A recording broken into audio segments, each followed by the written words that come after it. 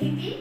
আজকে আমি আপনাদেরকে যোগার কিছু পাঠ দেখাবো যেগুলো আপনারা ডেইলি অভ্যাস করতে পারেন এবং এর ফলে আপনারা প্রতিদিনের একটা নিয়মানুবর্তিতার মধ্যে থাকবেন।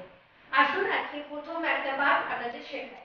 এখন প্রথমে আমরা নর্মাল পজিশনে আছি এবং আস্তে আস্তে করে এইভাবে হাঁটু গেড়ে আমরা পা দুটো ঠিক পেছনে এইভাবে দিয়ে আমরা বসলাম।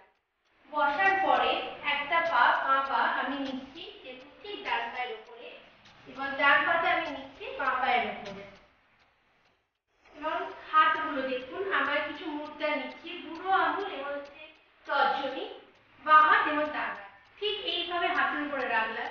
দেখুন এবারে আমি আমার যে বেলি বা পেট সেটাকে ভেতরে নেওয়ার চেষ্টা করব এবং এটা নিঃশ্বাসটা চেপে নিচ্ছি, অর্থাৎ নিঃশ্বাস আমরা ভিতর দিকে নেব।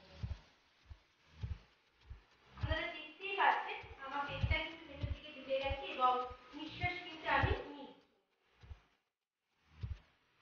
খুব আস্তে আস্তে নিঃশ্বাস আমরা ছাড়বো।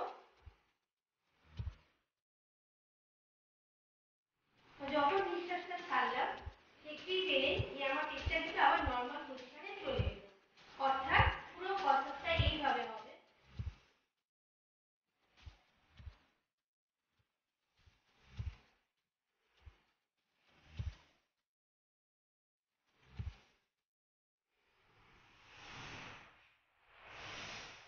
এতক্ষণ আপনারা যেটি দেখলেন এটি হচ্ছে প্রাণায়ামের একটি পাঠ।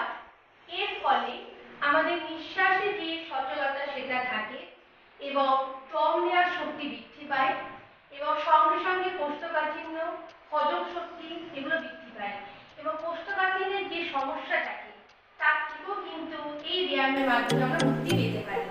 শুধুমাত্র তাই নয়,